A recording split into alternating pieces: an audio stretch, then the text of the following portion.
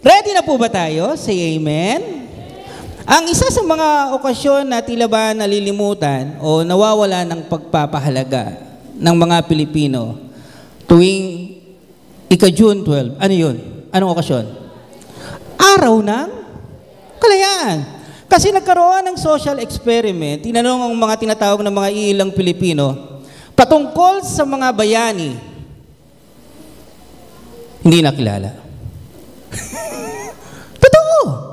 Tanungin nga natin, kilala po ba natin yung mga bayani? Sila, alam natin ang mga bayani ito ay nakipaglaban sa mga tinatawag during the time ng war ng Spanish, ng American at gayon din ng tinatawag na Japanese. Inialay nila ang kanilang buhay upang magkaroon ng kalayaan.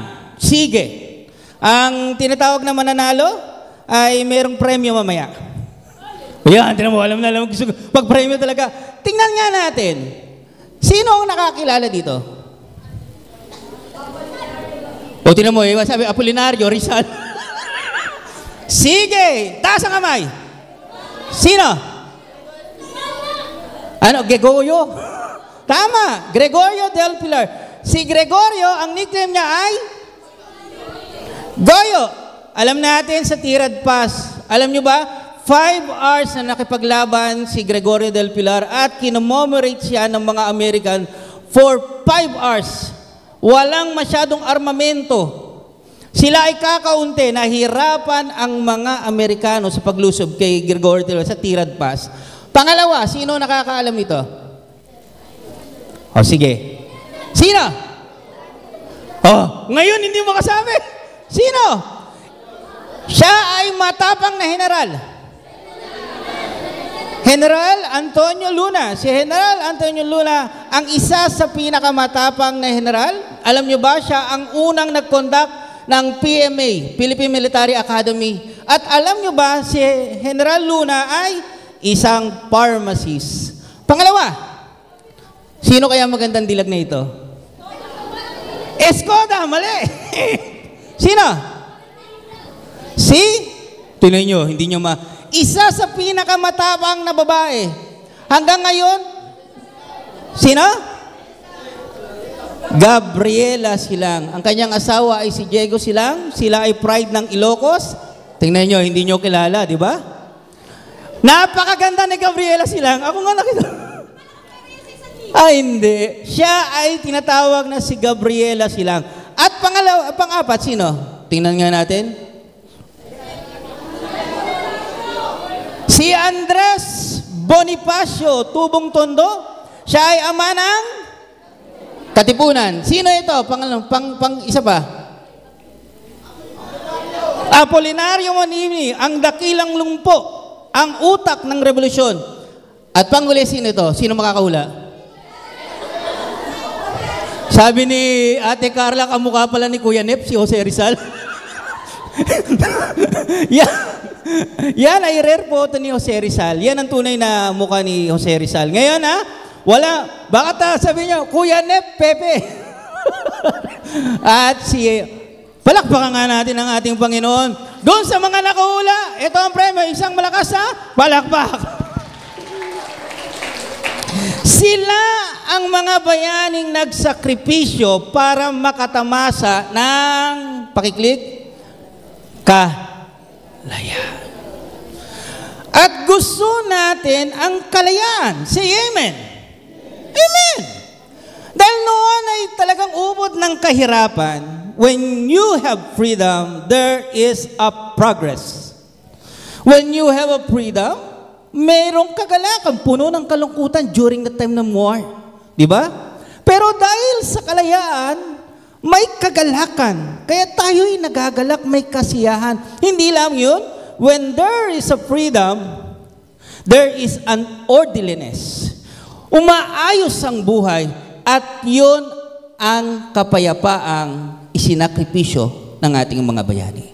Pero ang pinakamalaking sakripisyo at pinakamagandang freedom na iyong tinanggap, hindi ang mga bayani ang nagbigay, kundi tanging ang ating lakasan naman natin. Tanging ang ating the greatest freedom na tinanggap natin is the freedom found only in Jesus Christ.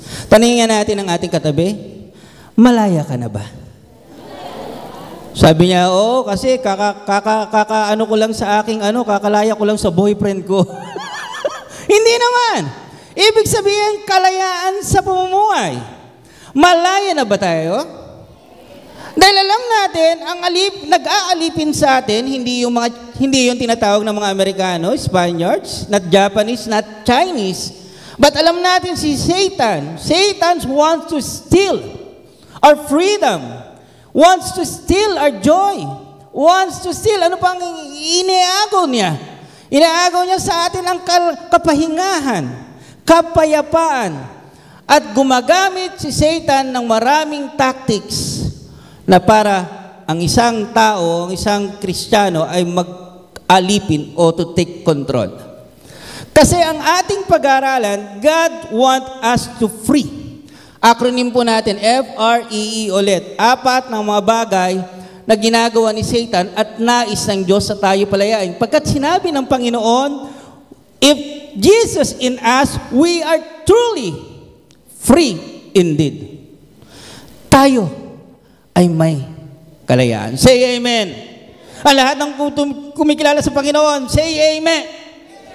May kalayaan tayo. May kalayaan ng pamumuhay. At ito ang ating pag-aaralan. Tayong lahat ay yumuko at humingi tayo ng patnubay gabay sa ating Panginoon.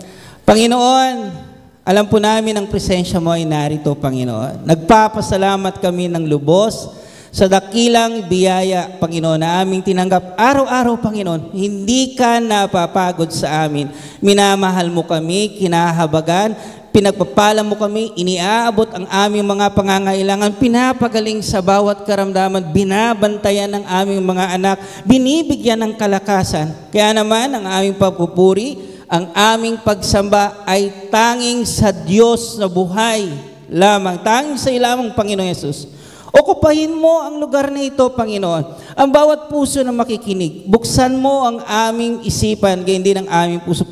Patuloy kang magsalita, Panginoon. Be a preacher, Panginoon. Itago mo ang iyong lingkod. Ikaw ang mahayag, Panginoon. Hayaan mo na ang iyong salita, Panginoon, ay pakinggan namin na siyang magpapatibay sa aming pananampalataya, na siyang lalaban sa gawa ng kaaway, Panginoon, na siyang magbibigay sa amin ng kapahingahan, na magbibigay sa amin ng kalayaan, na magpapalas sa amin, Panginoon. Kailangan namin ng iyong salita, Panginoon, hindi lamang sa tinapay na bubuhay ang tao, higit sa iyong salita. Kailangan namin ng iyong salita. Tunay nga, Panginoon, tagumpay ang araw nito. Espesyal ang araw nito, pagkat ikaw ang Diyos sa mananagumpay. Sa iyo ang lahat ng papuri, sa iyo ang lahat ng paglulahati. Patuloy kaming makikinig sa pangalan ng ating Panginoon Yesus. Magsabi ng malakas na palakpak para kay Lord.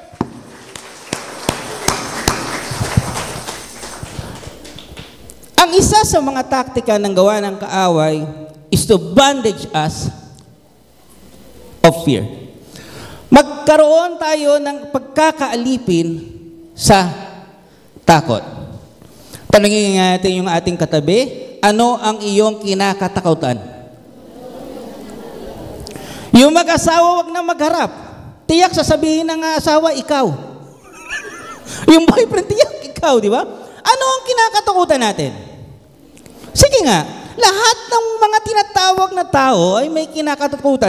At most of it, ngayong panahon na ito, ang kinakatakutan ng Pilipino, we are the brink of war. Digmaan. Nakaamba tayo na magkaroon ng digmaan ng China at ng Pilipinas. Sino ang nakakaalam ng mga tinatawag ng mga news? Nakita nyo ng aggression ng tinatawag na China ngayon? Ang ginagawa ay sinasampahan ng rubber boat. At anong ginagawa nila? Binubutas silang rubber at kinukuha yung mga tinatawag na mga supplies ng mga tinatawag na mga Navy papunta doon sa kanilang mga kabaro. Grabe!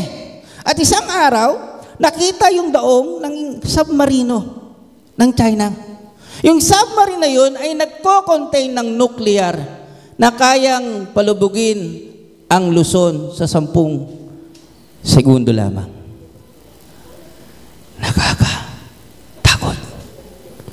Sino nakakadama ng takot na?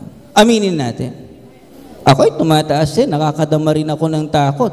Dahil aggressive ang China, geopolitical issue. Geophysical issue. Nakita niyo yung Ukraine at gayon din ang tinatawag ng Russia. Geopolitical yan. Nakita natin kung gaano sila ka-aggressive. Bakit? Yung resources natin, gusto nilang masako. At alam nyo ba, doon sa Spratly Island, ay merong tinatagong langis doon na gusto nilang makamkam. At sinabi doon, pag control mo ang Pacific Ocean, you control yung passage na yon. Kaya gano'n na lang ka-aggressive ang China. Kaya meron ako nabalitaan, isang tao, hindi siya makatulog. Dahil sa sobrang takot, iniisip niya kung ano na ang mangyayari sa kanyang buhay. Dahil ang takot, walang ginawa kundi mag-isip ng mag-isip. Fear. The bondage of fear. When you say the bondage of fear, ang ating pamagat pala is living free in Christ. Sabihin nga natin, living free in Christ. Pakiclick po. When you have fear, naapektuhan ng iyong mental, naapektuhan, ano pa ba? Social anxiety, pakiclick po po. Naapektuhan, they paralyze your life. Pakiclick po, sige po. At unable to act appropriately, mayroong isang sekta ho na alam ko din. Dahil brink of war, alam nyo ba, ibinenta niya ang kanyang lahat ng ari-arian dito sa Cavite. At bumuli siya ng ari-arian doon sa isang lugar sa bundok. Ang ginawa nila ay naghahanda sila sa gyera. Yung kanilang mga miyembro ay pinag-aanuhan niya ng mga martial arts, pagbaril, tinatawag na pag self-defense. Nakita nyo, pinarilisan nila ang buhay nila dito, iniligay doon sa uncomfortable. Hindi lamang yung tinatawag na takot with regarding sa war. Meron hanggang ngayon natatakot sa COVID-19.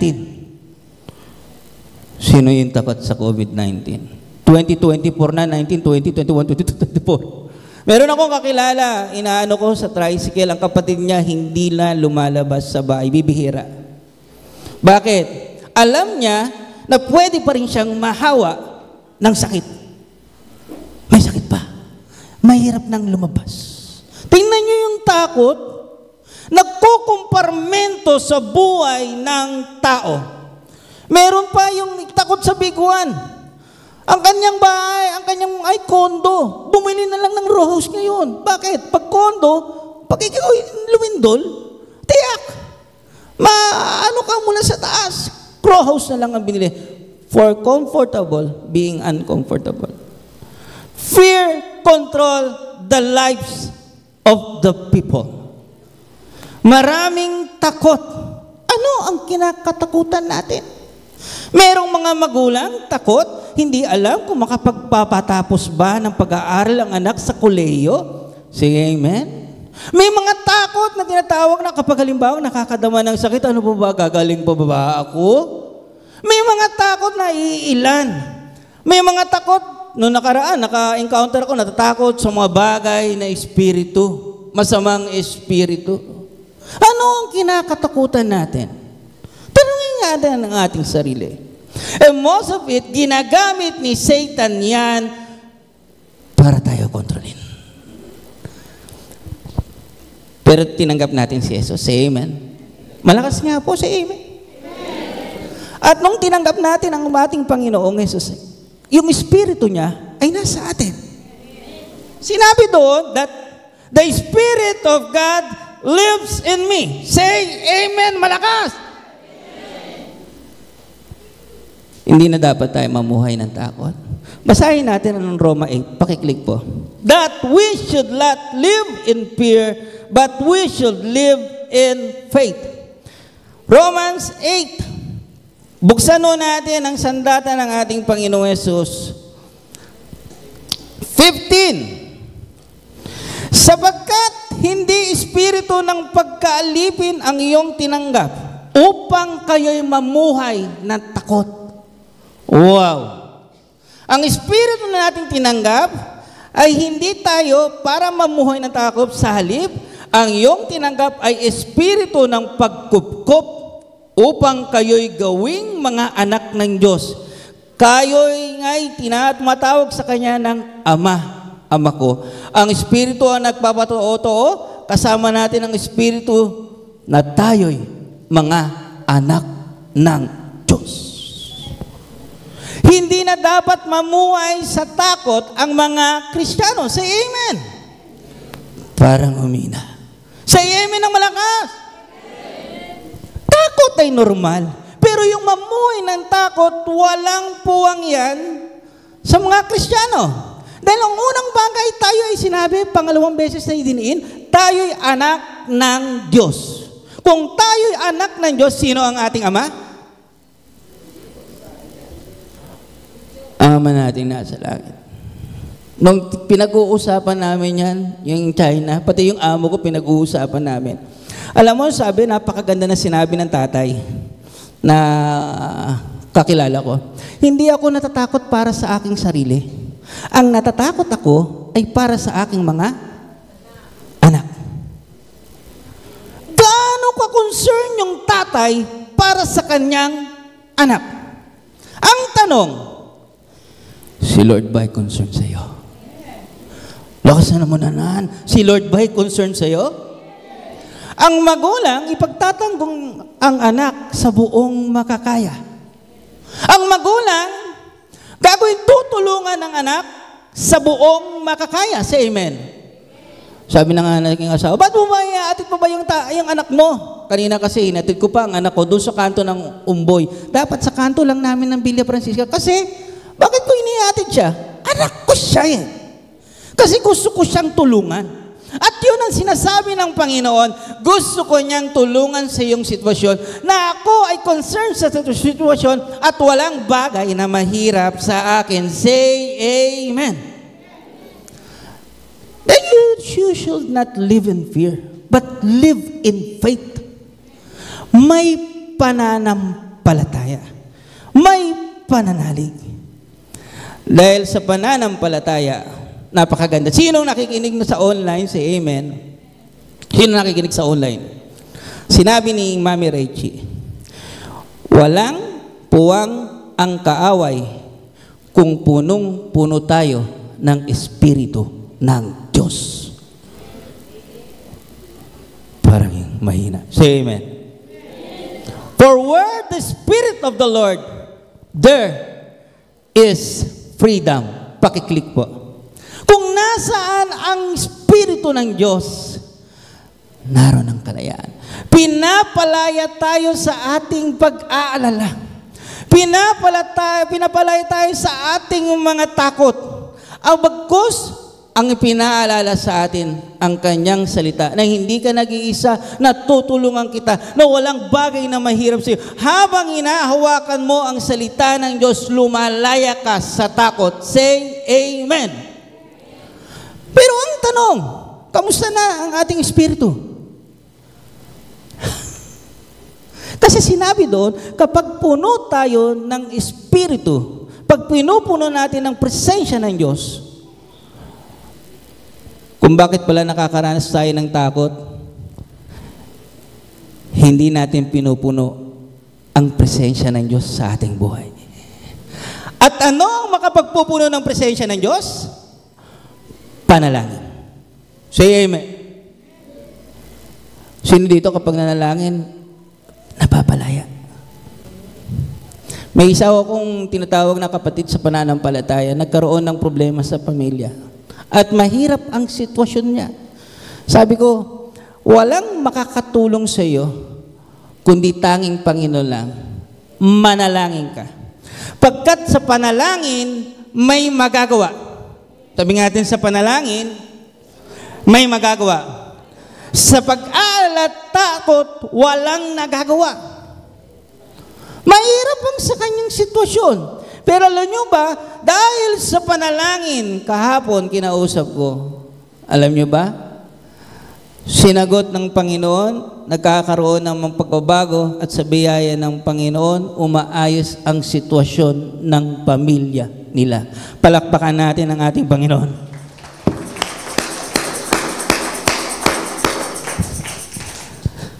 Sa panahon ngayon na punong-puno ng takot, kahit bata, kahit kabataan, kahit maging ang mga magulang, manalangin.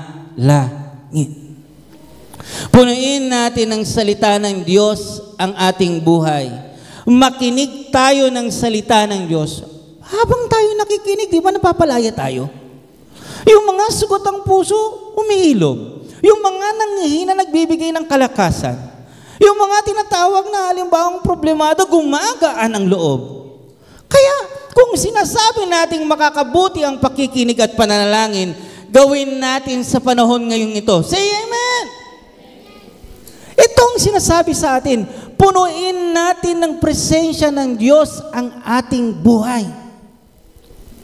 At kapag puno tayo ng presensya ng Diyos, there is freedom. Palakpakan natin ang ating Panginoon. O ano po tayo? Letter R.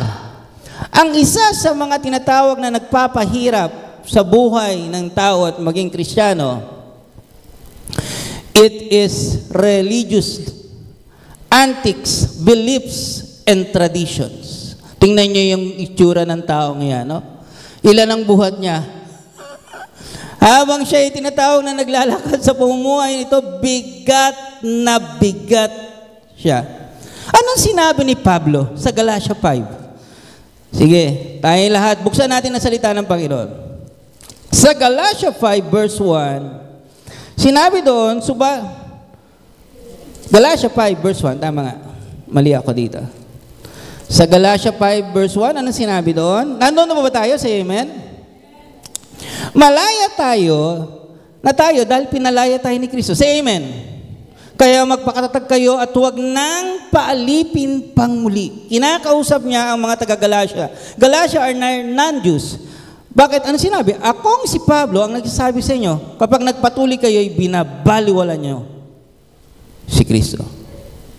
Kung bakit sinasabi ito ni Pablo, yung mga Hudyo na na-convert din sa pagiging Kristiyano, inaakay ang mga tinatawag na Galatian Christian na magpa-convert sa Hudyo, na tumupad ng 613 laws. Grabe, ilan ang laws nila? 613 laws. At plus 10, which is commandment ng Panginoon, 623 laws. At hindi lamang yun, kailangan silang magpatuli para sabihin silang tunay na Kristiyano at ligtas. Ang sabi ni Pablo, hindi ba't pinalaya na kayo ni Kristo? Dahil ang tunay na kaligtasan at pagtutuli, walang iba kundi ang pananampalataya kay Kristo. Dahil maraming mga reliyon ang nagpapasakal, nagpapabigat, nagpapasikip ng mundo sa buhay ng mga Kristiyano. Bakit? During the time, maraming bawal. Bawal. Naalala ko noon, nung ako'y kabataan, sabi sa amin, bawal magsuot ng itim. Alam ni Timel na yan. Bawal magsuot ng itim. Bakit? Pag sumuot ka ng itim, you attract the forces of darkness. Sabi ko, bakit ganun? Forces of darkness, ibig sabihin, kapag nakaitim ka, madali kang sapian. O, hindi ko naman sinabi, hindi ako pinipilumento sa church ito. Nagtatanong ako, bakit madaling sabihan? Kapag may tatak ka ng Espiritu Santo, nagpapatunay na ikaw ay anak ng Diyos. At anak ng Diyos, hindi dapat sasabihan. Bawal lang itim. Meron di ilan, bawal kumain ng baboy. Anong nangyari? Handaan, hirap na hirap sa pag-ano. Teka lang, baboy ito. Nakita na ba kayo sinesegregate yung minuto sa baboy? Teka lang, bawal sa amin. Bawal sa amin. Pero yung katas ng baboy, nandun ba? Nandun. Anong kinain mo? Anong kinakain mo? Morcon. Embutido. Luto saan? Hindi naman masyado, giniling naman to. Nakita nyo, bawal ang baboy. Meron pa akong bawal ang sobrang saya. Pag tumawa ka, ha, dan lang. Pag sumobrang saya, tinan mo ang ngiti niya, pag sobrang saya, kasalanan yan. Bawal ang nakasuot ng tinatawag na pantalon. Bawal ang short. Bawal ang tinatawag na rubber shoes. Bawal ang sandals. Gaano kabigat ang mga ginagawa ng mga iilang mga sekta ng reliyon. Nangyayari ba noon? Nangyayari ba ngayon? Yes! Nangyayari. Bawal ang palumiti sa Christmas kasi paganism. Ang Diyos, ang nangyayari ngayon, tinutulad ng Diyos na para bang sobrang higpit. Kaya ang isang sa dahilan kung ayaw ko magsimba, masyadong mahigpit. Ang leaders masyadong mahigpit. Ang tingin mo sa Diyos masyadong mahigpit.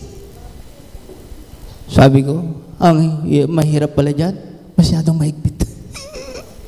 Kaya ang tao, sa alip lumapit sa Diyos, ano nangyari? Lumalayo. Bawal. Maraming bawal silang pinapa-implement. Turo ng Diyos, turo ng... Ang tanong, marami pa bang nakakulong sa turo ng tao? Marami. Marami. Disciplinary action. Di ba't pinag-usapan natin at dahil sa artikulong ganyan, ito, DA ka.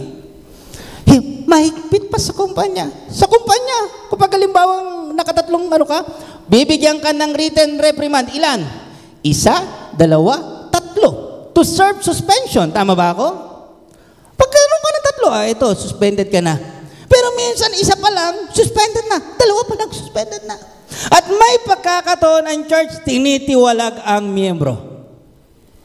Totoo? Totoo. Naranasan namin mag-asawa. Tiniwalag kami sa isang church. Nagtatanong ako, ganyan ba turo ng Diyos?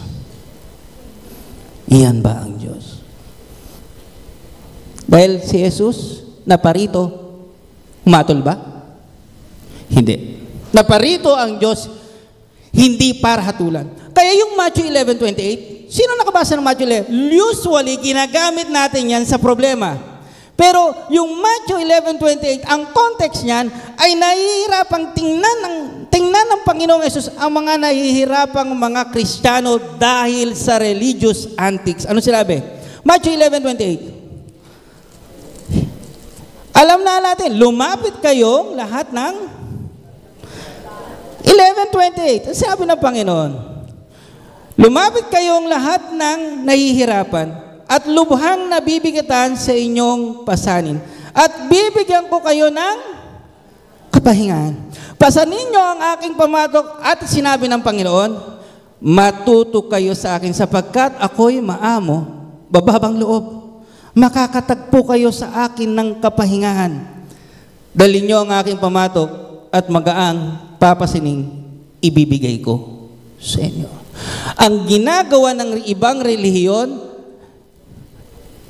kinakatang sa kanilang buhay yung mga tuntunin ng tao at hindi tuntunin ng Diyos. Pero ang sabi ng Panginoon, lumapit kayo sa akin, mag-aralan kayo ng salita at bibigyan ko ng kayo ng kapahingan at bibigyan ko kayo ng kagaangat.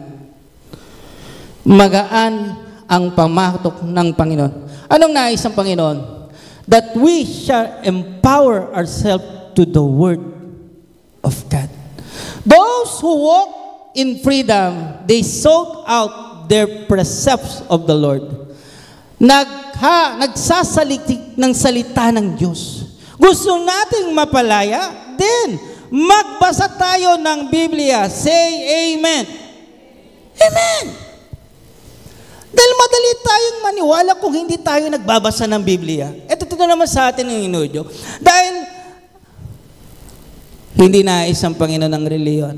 Ang concern si Lord, kagaya na sinabi ni Pastor Bini, concern si Lord sa spiritual, hindi sa reliyon. Napakaganda na sinabi ni Pastor Bini, hindi po kami naparito para sa reliyon, naparito kami para sa spiritual. Nung nabasa ko yung John 4, binalikan ko, grabe, no? Tuwan-tuwa yung babae nung natagpuan niyang si Jesus doon sa balon. Ang sabi, di ba? During that time, hindi pwedeng makasalumuha ang Samaritano at ang mga Hudyo. Pero at the time, nakasalumuha niya si Jesus. At sinabi, kayong mga Hudyo ay sumasamba saan? Sa Jerusalem? Sa Jerusalem. Pero kami ay sumasamba saan? Sa bundok. Basahin nga natin, sige. Anong sinabi ng Panginoon?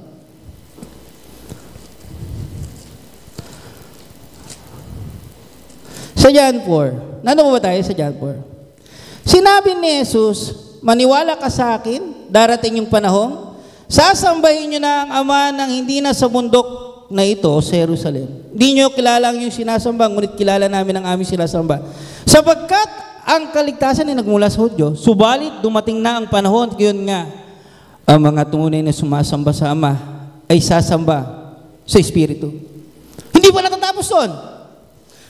At sa katotohanan. Dahil ang paniwala ng babaeng ito na ang Hudyo lamang ang mahal ng Diyos. Amen. Yan ang paniniwala niya eh. Na ang Hudyo lamang ang pinili ng Diyos. Say amen. Yun. Kung minsan, ang mga Kristiyano, para bang ang isip nila na sila lang ang mahal ng Diyos. Kung minsan, ang isip nila na sila lamang ang pinili ng Diyos. Ang pagmamahal ng Diyos ay pantay at lahat. Nung nakita ng babae yung salita ng Diyos, ano nangyari? Siya ay napalaya. Saan napalaya? Sa pag-ibig ng Diyos. Sino dito napalaya sa pag-ibig ng Diyos? Say amen. Palakpakan natin natin.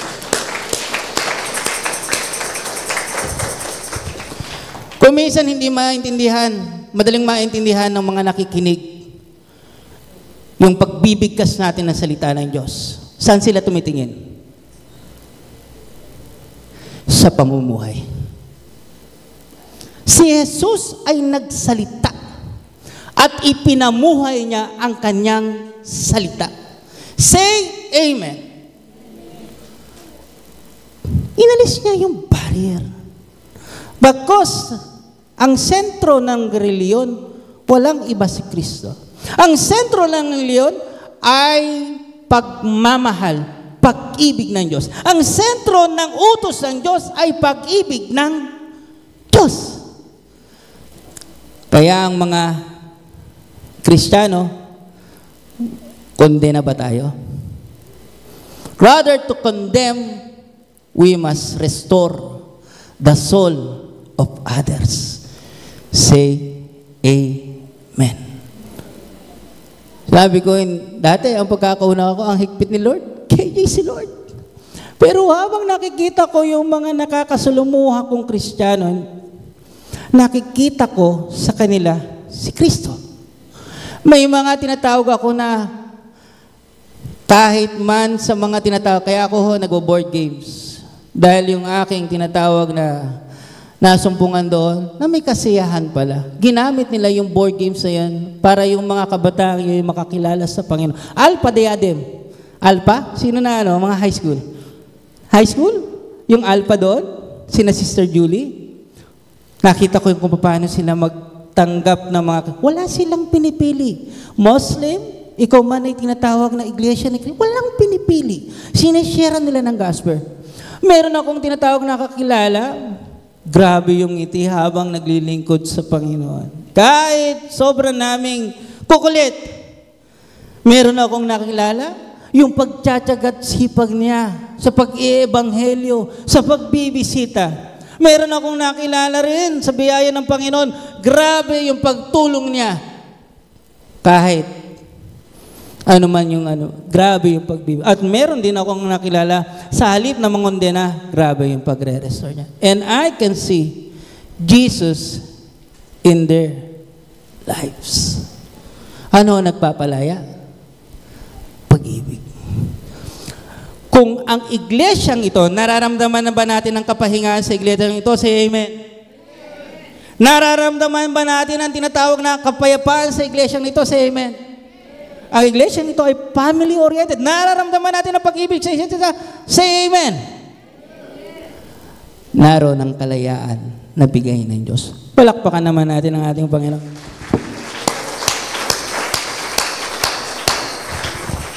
The bondage of religiosity. Inialis yan ng Panginoon. Empower yourself. Matuto kayo ng salita ng Diyos. Dahil hindi naman lahat may perfect.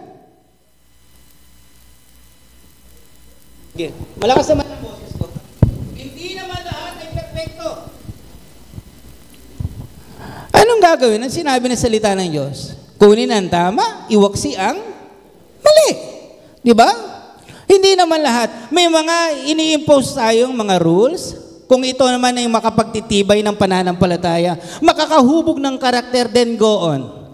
Pero kung ito naman ay magpapahirap sa buhay ng isang tao, at alam ko naman wala naman dito, hindi natin hangad yon. Ang nais natin, hayaan natin ang salita ng Diyos ang maging malaya sa iglesyang ito. Dahil ang iglesia ng CSF, walang iba sentro kundi si Kristo. Say amen. At pangatlong bagay na umaalipin, evil doing. Sa synonym niyan, yan ay sin. Alipin sa kasalanan. Sino naging alipin sa kasalanan? Taas ang kamay. Say amen. Ako, Pasko, naging alipin ako sa kasalanan. Lahat, sino dito ang mabuti? Wala naman eh. Sa Roma 3:10, di ba? Ang lahat ay nagkasala at hindi karapat-dapat sa paningin ng Diyos. Lahat ay gumagawa ng kasalanan. Kaya naging alipin. Masasabi ko, nung hindi ko pa nakikilala ang Panginoon, it will be the darkest moment of my life. Masasabi ko rin na ito ay puro na lang ako kahihiyan ng aking ginawa. Naalala ko yung asawa ko, sabi niya, ano ba yun naman yung lasing na yun? Pambihira naman umihi. Humarap pa. Diba? Sino dito nakagawa noon? Ako nakagawa ko rin yun eh. Sabi ko nga, hindi lang ako maharap minsan eh. Minsan natutulog pa ako sa suka eh. Yung suka ko, tinutulugan ko. Dahil sa sobrang lasing. It put you in the shame. It destroy life. Kakaroon ng kapahamakan, nakakaroon ng wrong decision. Kaming mag-asawa, nagkasala. Ano nangyari? Nakapag-asawa kami ng maaga. Ano po ba nangyari? It become miserable. Naging miserable. Hirap. Dahil nakapag-asawa kami ng maaga, hindi kami nakatapos ng pag-aaral. And future uncertain, and you become dead. Wala kang relasyon sa Diyos. But praise to God. Ano sinabi doon? Sa Romans 6:22, nung tayo'y humingi ng tawad, we are now free from the slave of the sin. Ako ho ay naaatasan, katulad din ni Sister Jelly, naatasan na magsunil. Kasi yun ang aming ngayon. Ang aming outreach ngayon, sunil kami. Kung anong binababa sa church, yun din ang aming nilalakara. At binasa ko yung repent at din ng forgiveness. Sino dito ang nagkasala sa amen? Kung i-convert sa pera ang kasalanan mo, magkano kaya?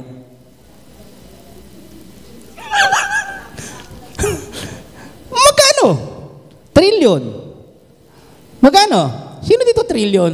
Kasi nung nabasa ko, ang kanyang utang, 10 milyon. Sabi ko, grabe yung pagkakautang na yun, 10 milyon. Gaano utang mo?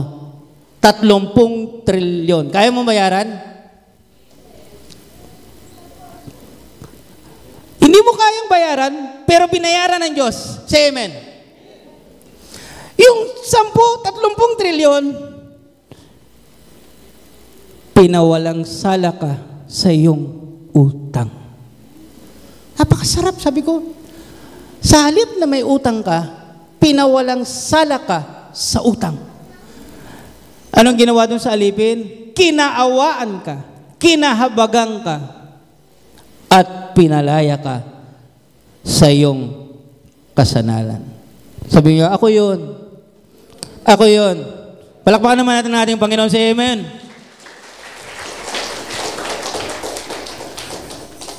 Then you should repent at hindi na mamuhay sa kasalanan. Tingnan nyo. Tali, di ba? Tali tayo ng kasalanan eh. Oh. Ano ginawa ng Diyos? Ano yun tulad yun? Ano? Pinalaya. Nung pinalaya ka ba, malaki ba yung oportunidad at blessing na iyong matatanggap? Kasi laya na yung iyong mga kamay. Say amen, say amen. Spiritually, laya ka na. Then there is the opportunity. There is the privilege. Ano sinabi? You are the co-heirs and heirs of God. Anak ka ng Diyos. And there is blessing sa lahat ng pinalaya ng Panginoon. Blessing. Dahil ang lahat ng pinalaya ng Panginoon, pinuputol na ng Diyos yung cycle. Say amen. Ang pamilya ho namin ay babaero. Salamat naman po. Mamaya may merienda po muna. Dalawa lang kayo. Kasi yung asawa ko, yung nanay ko nagsabi niyan, saka kayo ho. Yung asawa ko kasi sabi sa akin, cute lang ako eh. Babaero. Dahil sa babaero, wasak na pamilya. Naranasan namin yan. At the end na nakilala mo ang Panginoon, brinig niya yung chain ng pagiging mong babaero at pagiging wasak ng pamilya. Say amen. Yun ang return eh. Brinig niya eh. Kaya nung sinasabi ko itong kasi pag ako nagsasabi ng preaching, sinasabi ko sa asawa ko. Sabi ng asawa ko, huwag kang masasabi na tapos. Ako'y tapos na. Sabi ko, huwag kang magalala. Wala namang susulpot. Dahil walang magsasabi na ako yung anak ni Andrew Ramos. Di ba? Brinig na. Nung kami hindi nakapagtapos ng pag-aaral dahil sa aming pagkakamali, brinig na ni Lord. Yung anak ko nakatapos ng pag-aaral sa kolehiyo. Di kami nakatapos sa kolehiyo. Brinig na. Nung kami nag-aaral, nag-asawang maaga, si Carla, hindi ko alam kung 16 pa. Hindi, no? 17. Oo nga, sabi 17. 17. Ako'y 19. Asawa kami maaga. Dahil sa aming pagkakamali, brinig na ni Lord, yung aking anak ngayon ay 22 na mahigit. 23. Oh, mali pala ako. 23. Brinig na ni Lord. Then the Lord says, anumang yung tumatali sa iyo noon, ay ang gagawin ninyo, i-break niya at padadaluin niya ang blessing sa iyong mga anak. Because the Lord not only bless you from generation to generation. Palakpakan naman natin ang ating Panginoon.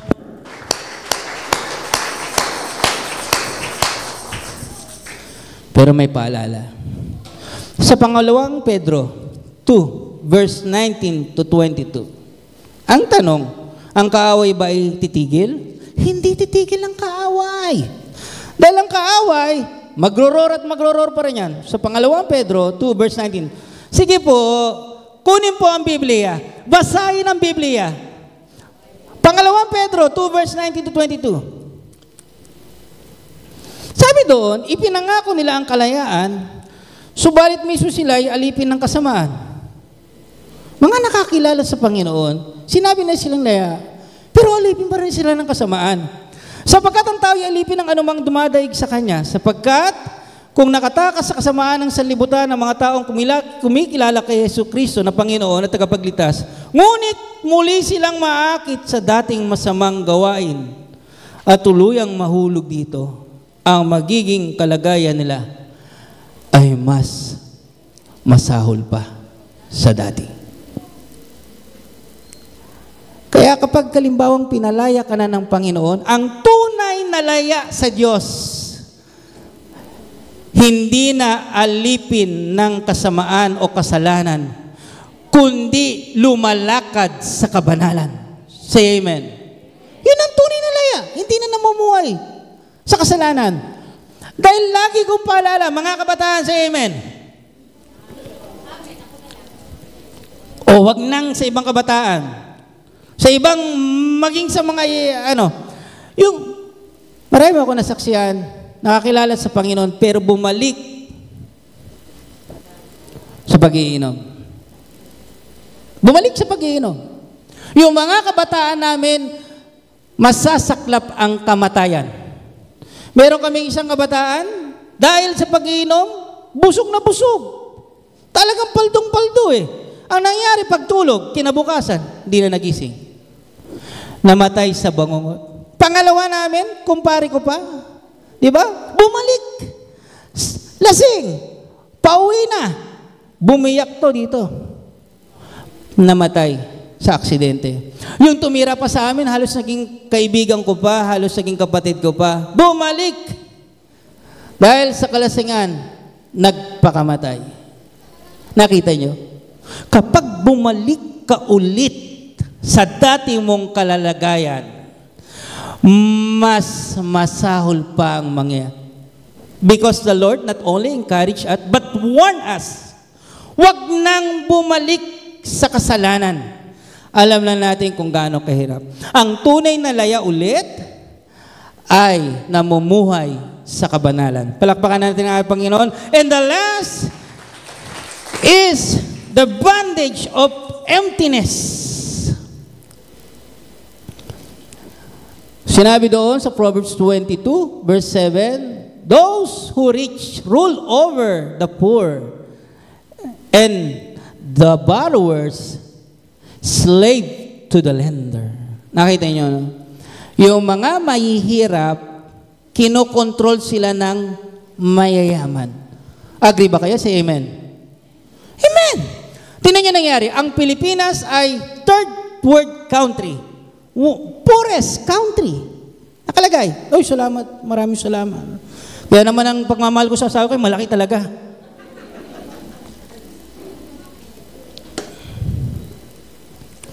Poorest country ang ano. Ang China ay rich country. Bagamat alam natin, di ba, no, may nilabas ng tinatawag na bilateral rule na sa atin na nate-take advantage ng China. Bakit? They are rich country. Mahirap ang wala. Agree? Agree. Mahirap. Diba? Kami naranasan namin mag-asawa na baon sa utang 100,000 mahigit. Ang hirap. Lalo na't nagkautang ka doon sa taong yun, may utang na loob ka doon. Diba? Kapag sinabi sa'yo, Andrew, meron akong pagkagawa sa'yo, anong gagawin mo? Ano yun? Wala kang magagawa. Ang gagawin mo, susundin siya dahil bakit? May utang na loob. Ang hirap na nakatali ng ganun. Diba? Pero hindi yun ang nais si Lord.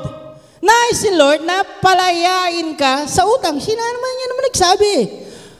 Palayain ka. Dahil siya ay nagpagaduka upang ikaw ay maging mayaman. Say amen. Amen. At ano sinabi doon? At buhat sa kayamanang hindi mauubos. Diba? Ano ang kayamanan ng Diyos? Napakadami. Ibibigay niya ang lahat ng iyong pangangalan. At nais ng Diyos ay buhay na ganap at kasya. Siya, pangako ng Diyos. Pangako ng Diyos. Ang tanong, nagtitiwala ba tayo sa Diyos? Say amen. Then have faith. Believe. Maniwala tayo sa kakayahan. Maniwala tayo sa kapangyarihan. Dumating ang pagkakataon, nung kami nandito sa unang-una kami, marami kaming utang talaga. At nag-a-announce dito, naalala ko na nag-a-announce dito, with regarding sa, hindi ko alam kung electric pan o anong proyekto, sabi niya, kami ay nag-a-announce kung sino man ang gusto o nagnanais na maging bahagi. Yan naman lagi sinasabi dito eh. Pwede kayong i-coordinate lang si Mami Reggie pagkakalam ko. I-coordinate kayo ito Reggie. Gusto kong tumulong. Pero ano?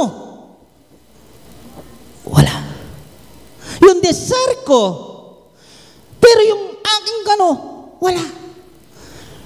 Pero sabi ko, darating din ang araw, magiging bahagi rin ako ng proyektong ito.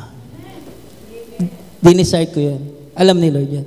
Darating din ang pagkakataon, magiging kabahagi din ako sa ministry ito. Darating ang pagkakataon, mapapalaya kami sa utang.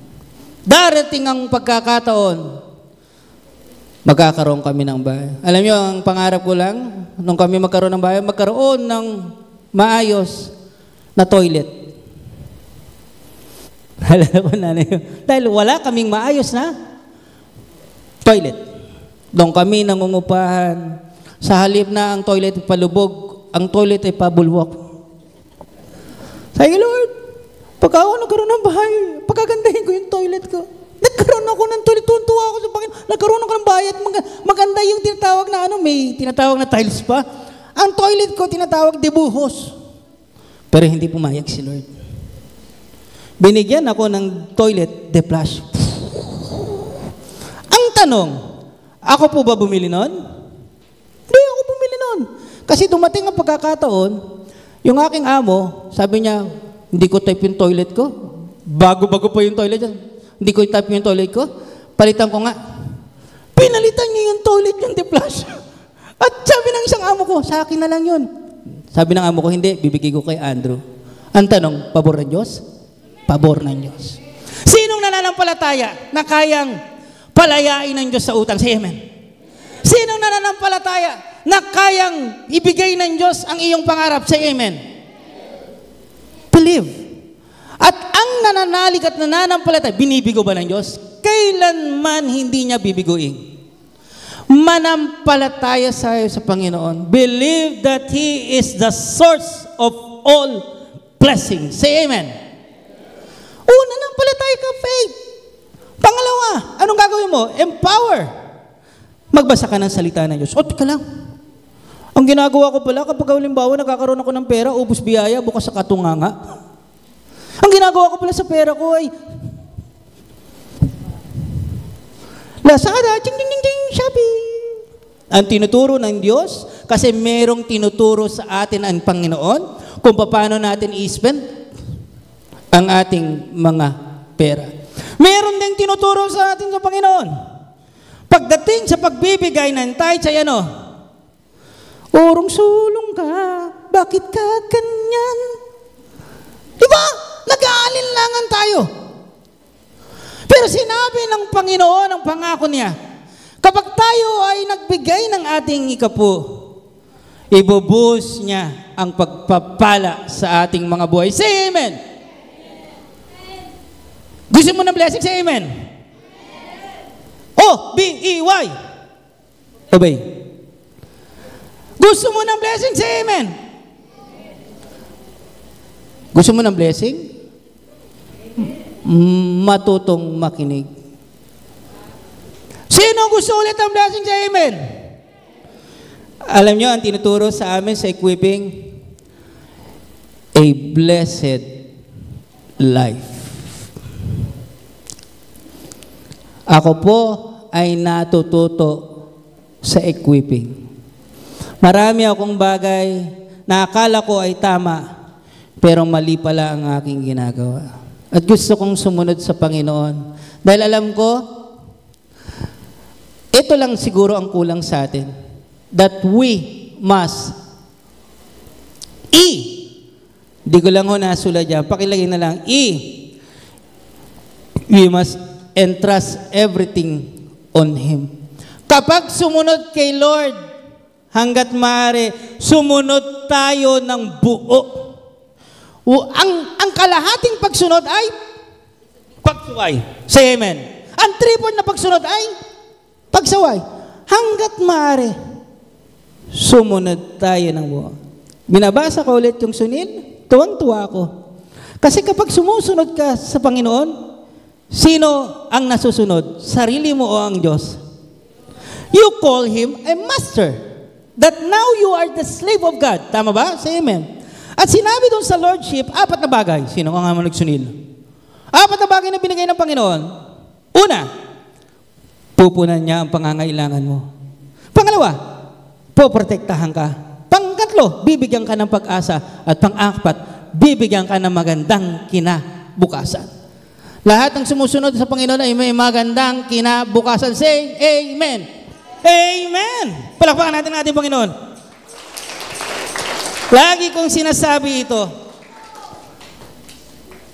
Kapag sumunod ka sa Diyos, sino ang may responsable na sa iyo? Ang Diyos. Pinagmamalaki ko ang Panginoon.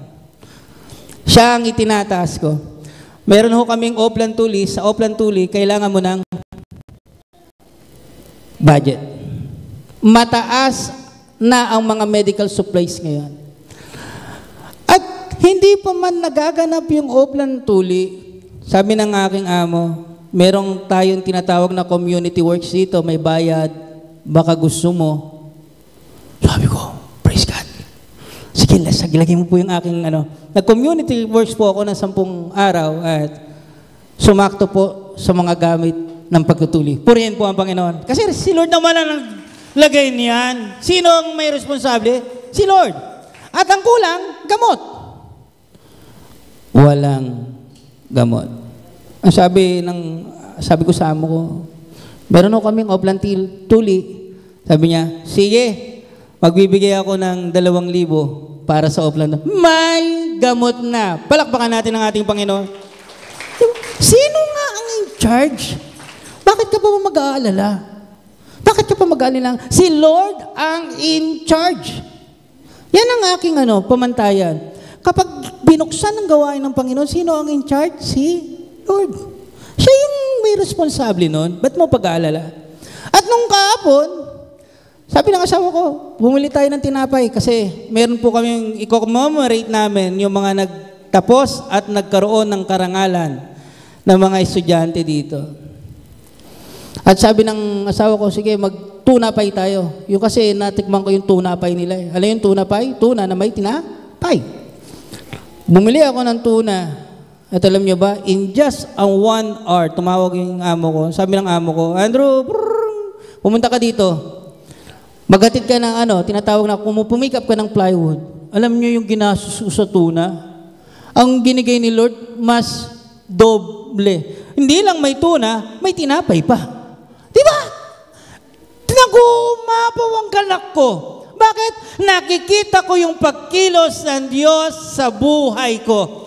At gayon din ang ginagawa ng Diyos. Yung pabor, yung biyayas, kanino nakalaan?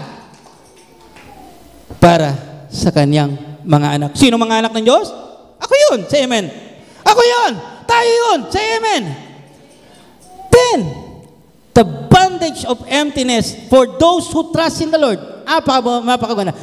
Jeremiah 17:7. Sa Tagalog, napakaganda. Sige, buksan natin ang salita ng Diyos. Jeremiah 17:7.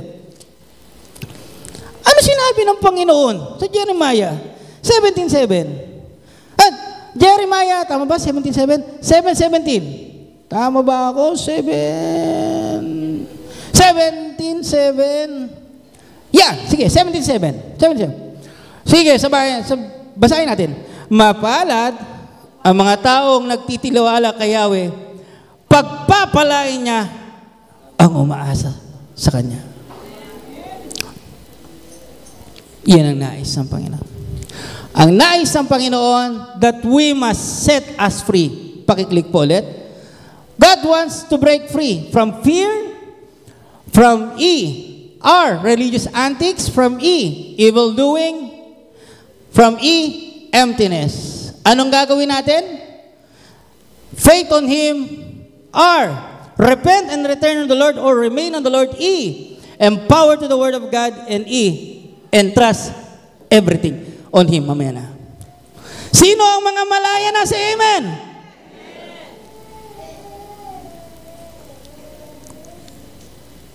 Pero hindi pa natatapos. Naalala niyo yung Mark 5? Yung inalihan ng maraming demonyo. Nung siya'y pinalaya ng Panginoon, agad siyang lumapit sa Diyos at sinabing, sasama ako, Lord, sasama ako. Sasama ako. Anong sinabi ng Panginoon sa Mark 5? Hindi.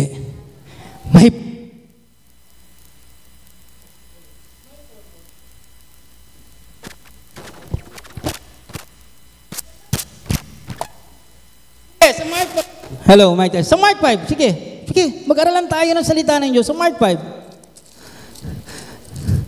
Sinabi mong laya ka na. Say amen. Natutuwa tayo sa iyo, laya na. Say amen. Pero nung sinabi sa Mark 5,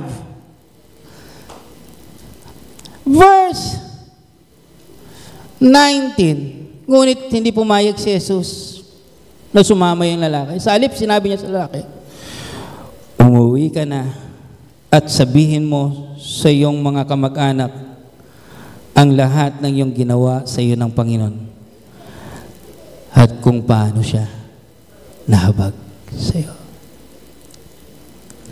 Nakaranas ako ng kalayaan sa takot. Nakaranas ako ng kalayaan. Saan? Sa religious antics. Nakaranas ako ng kalayaan. Saan?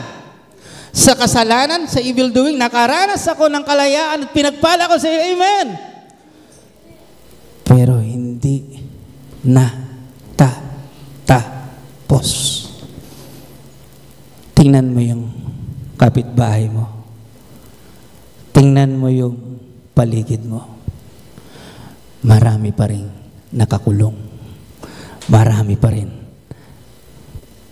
alipin. Because if you free, the completeness of freedom is to deliver the word of God. Ang tunay na laya sa Panginoon ay ipinapahayag ang salita ng Diyos na siyang nagpalaya sa Kanya. Isaiah 61 verse 1. The Spirit of the Lord is upon me because the Lord anointed me. Declare nga natin, the Spirit of the Lord is upon me because the Lord anointed me to bring good news to the humble. Sa ibang translation, sa mga inaapi, He has sent me to bind up the brokenhearted, to proclaim the release of the captives and the freedom to prisoner. Sa mga panahon na ngayon, kung sinasabi natin tayo ganap na laya, payag natin ang salita ng Diyos na nagpalaya sa atin. At kung sa mga oras na ito ngayon, sinasabi mo na, Lord, may mga alipin pa rin ako. Alipin pa ako ng bisyo. Walang makakalingid sa Diyos. Alipin pa ako, Panginoon, ng takot. Walang makapalilingid sa Diyos. Hayaan natin ang presensya ng Diyos. Meron pa alipin ng kahirapan. Hayaan natin ang presensya ng Diyos ang magpalaya sa atin. For where the Spirit of the Lord is there is freedom. To God all the glory. Sa lahat ng kupurihan, tanging sa Diyos lang.